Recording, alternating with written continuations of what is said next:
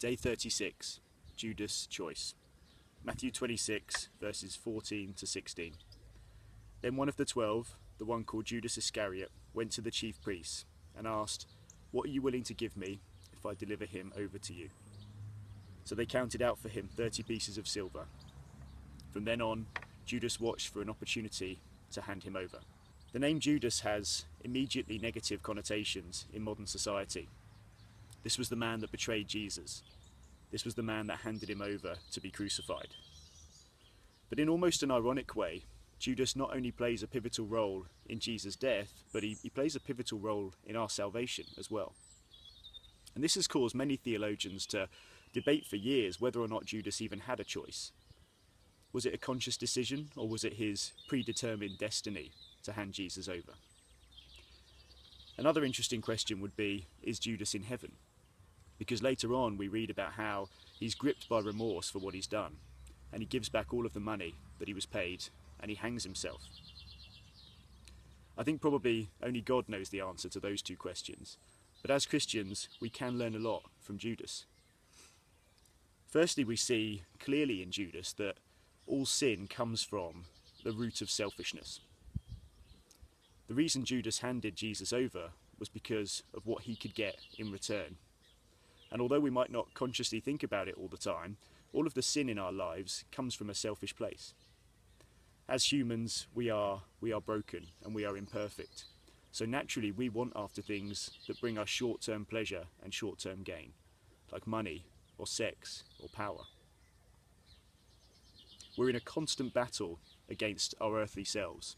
So it's really important that we regularly check in on whether our lives are aligned with the heart that God has for us and what his word teaches us about how we should live life. Judas was the one that handed Jesus over, but he wasn't the only one to betray Jesus. We also read in the same chapter about Peter, who was one of Jesus' closest disciples. And he denies knowing Jesus 3 times during his hour of greatest need. And Peter was a man that Jesus described as the rock on which he would build his church. So it doesn't matter how long we've been Christians for, it doesn't matter how strong our faith might be, we're never immune to sin. And we're never immune to the selfishness that leads to sin.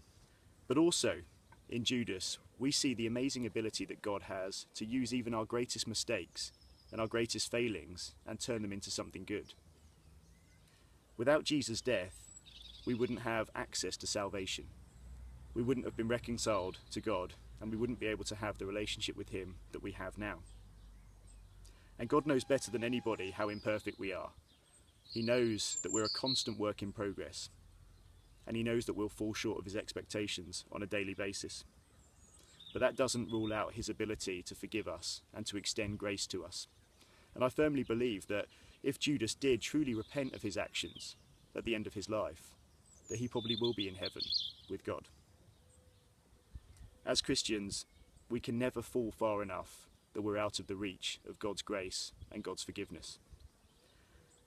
Today, maybe take the time to thank God specifically for those things, to thank him for the patience that he shows us, to thank him for his forgiveness and his grace that he extends to us on a daily basis. And if it helps, maybe pray this prayer. Father, I'm sorry for the way that I've fallen short of your standards this week. Thank you for your forgiveness, and help me to learn to fight the sin in my life daily and relentlessly as you continue to shape me into something that reflects your image on this earth. Amen.